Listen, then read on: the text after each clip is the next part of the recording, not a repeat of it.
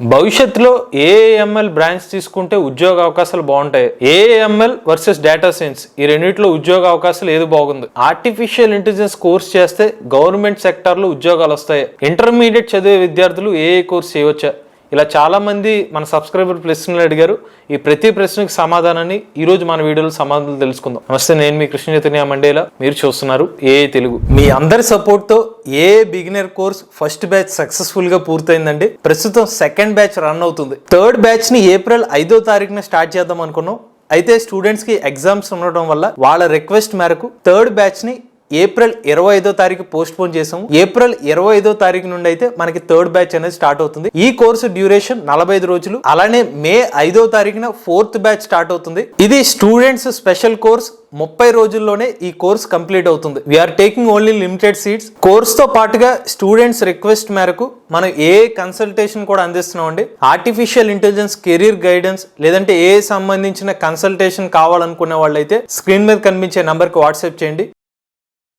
మీకు కూడా ఏ మీద ఎటువంటి డౌట్స్ ఉన్నా #ఏ తెలుగుని ఉపయోగించి మీకున్న ప్రశ్నని కామెంట్ రూపంలో చెప్పండి. రాబోయే వీడియోలో మీరు అడిగిన ప్రశ్న కూడా సమాధానం చెప్తాం. మొదటి ప్రశ్న సుధా గారు అడుగుతున్నారు, ఏఎంఎల్ కోర్సు ఎలా ఉంది? మా అబ్బాయి ఎంఎస్ రామయ్య కాలేజీలో చదువుతున్నారు. ఏఎంఎల్ కోర్సు భవిష్యత్ అంతా ఆర్టిఫిషియల్ ఇంటెలిజెన్స్.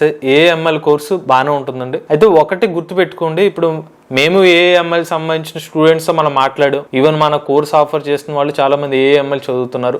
మనతో వర్క్ చేసే వాళ్ళు మెషిన్ లెర్నింగ్ చదువుతున్న స్టూడెంట్స్ ఉన్నారు. వాళ్ళందరూ చెప్పే విషయం ఒకటే ఏంటంటే, కేవలం కాలేజీకి వెళ్ళామా, మళ్ళీ ఇంటికి వచ్చామా, మళ్ళీ కాలేజీకి వెళ్ళామా, అలా మీరు ఏఎంఎల్ చదువుకుంటే కాలేజ్ అయిపోయిన తర్వాత జాబ్ రావడం అంత ఈజీగా లేదు. ఖచ్చితంగా ప్యారలల్ గా మీ సైడ్ మీరు రీసెర్చ్ చేసుకుంటూ ఉండాలి. ఇంటర్నెట్ లో మీరు సెర్చ్ చేసుకుంటూ ఉండాలి. మెషిన్ లెర్నింగ్ సంబంధించిన కాన్సెప్ట్స్, కొత్తగా ఏమైనా అల్గారిథమ్స్ నేర్చుకోవడం, మార్కెట్లో ఏమైనా కొత్తగా LLM వచ్చిందా, కొత్త AI టూల్ ఏమొచ్చింది, ఇలా ప్యారలల్గా మీరు ఆర్టిఫిషియల్ ఇంటెలిజెన్స్ టెక్నాలజీ నేర్చుకుంటూ కాలేజీలో మీ వంతు ప్రాక్టీస్ చేస్తూ ఏదైనా చిన్న చిన్న ప్రాజెక్ట్స్ చేసుకుంటూ ఉంటేనే మీకు ఇంట్రెస్ట్ క్రియేట్ అవుతుంది. ఇది రాత్రి చదువుకునే సబ్జెక్ట్ అయితే కాదు. కాబట్టి ఏఎంఎల్ బ్రాంచ్ మంచి బ్రాంచ్, ఎవర్ గ్రీన్ బ్రాంచే. కానీ దాంట్లో మీరు సక్సెస్ అవ్వాలి, మంచి జీతం కావాలి, వేరే దేశం వెళ్ళి ₹1,00,00,000 సంపాదించాలంటే మాత్రం ఖచ్చితంగా మీ సైడ్ అంటే మీ అబ్బాయి కానీ ఎవరైనా స్టూడెంట్స్ ఎవరైనా ఉంటారో వాళ్ళు ప్యారలల్గా దానికి సంబంధించిన టైం కేటాయిస్తూ నేర్చుకుంటే మాత్రం వితౌట్ ఎనీ డౌట్ ఇది ఒక మంచి బ్రాంచ్. తర్వాత ప్రశ్న ప్రవీష్ షైక్ గారు అడుగుతున్నారు, అన్న ఏఎంఎల్ ఫ్యూచర్ లో జాబ్ వస్తుందా? ఒక చిన్న ఎగ్జాంపుల్ తో మీకు క్లారిటీ ఇస్తాను. ఆర్టిఫిషియల్ ఇంటెలిజెన్స్ టెక్నాలజీ గురించి మీరు ఉద్యోగం ఉంటుందా లేదా భవిష్యత్తులోని. పొద్దున్న లెగిస్తే వాళ్ళు మన అందరూ యూజ్ చేసేది social media, Instagram, YouTube, Facebook, ఇలాగ సోషల్ మీడియా యూజ్ చేస్తున్నాం. రెండోది బ్యాంకింగ్ సెక్టర్. మనందరి దగ్గర డెబిట్ కార్డు లేకపోతే క్రెడిట్ కార్డు ఖచ్చితంగా ఉంటుంది. రాబోయే ఒక 5-6 తరాలు, ఒక 10 తరాల వరకు ఈ సోషల్ మీడియా మారదు. సోషల్ మీడియా యూసేజ్ పెరుగుతూనే ఉంటుంది. ఈ బ్యాంకింగ్ సెక్టర్ మూసేరు. ఈ 2 సెక్టార్లు ఉన్నంతకాలం ఖచ్చితంగా మన ఆర్టిఫిషియల్ ఇంటెలిజెన్స్ టెక్నాలజీ అవసరం. ఎందుకంటే మనకి సోషల్ మీడియాలో ఏ టెక్నాలజీ యూజ్ చేస్తున్నారు, బ్యాంకింగ్ సెక్టర్లో ఏ టెక్నాలజీ యూజ్ చేస్తున్నారు. సో ఇది ఎవర్ గ్రీన్ ఫీల్డ్.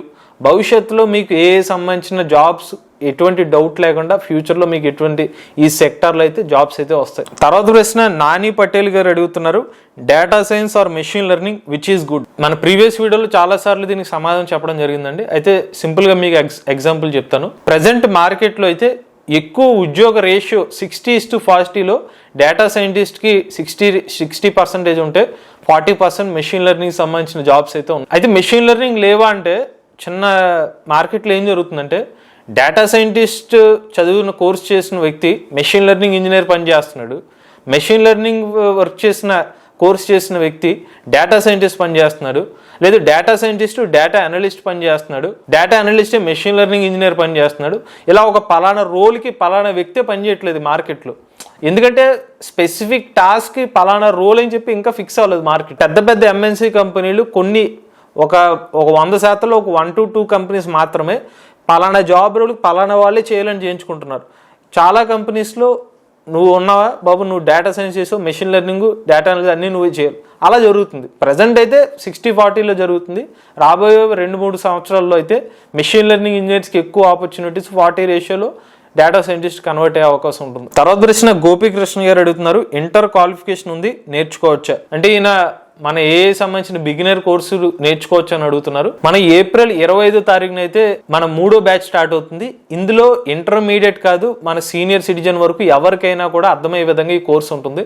మా కాన్సెప్టే అందరికీ అర్థమయ్యే విధంగా తెలుగులో మనం అయితే ఈ కోర్సు ఆఫర్ చేస్తున్నాం. సో ఇంటర్మీడియట్ లెవెల్ వాళ్ళైనా కూడా నేర్చుకోవచ్చు. తర్వాత ప్రశ్న కొర్రా మోహన్ గారు అడుగుతున్నారు, అన్నిటినీ ఏ రీప్లేస్ చేస్తుంది కదా, ఇంకా కోడింగ్ నేర్చుకోవాలా మేము అంటే. ఈయన కాన్సెప్ట్ ప్రతిదానికి ఏ టెక్నాలజీ ఉపయోగపడిపోతుంది, ఇంకా కోడింగ్ నేర్చుకుని ఉపయోగం ఏంటి అని చెప్పి. ఇది గుర్తుపెట్టుకోండి, నేను చెప్పే మాట బ్లైండ్ గా ఇదే ఫాలో అవ్వండి. మనిషి క్రియేటర్, ఆర్టిఫిషియల్ ఇంటెలిజెన్స్ జనరేటర్. మనిషి ఎప్పుడు కొత్తది క్రియేట్ చేస్తూనే ఉంటాడు.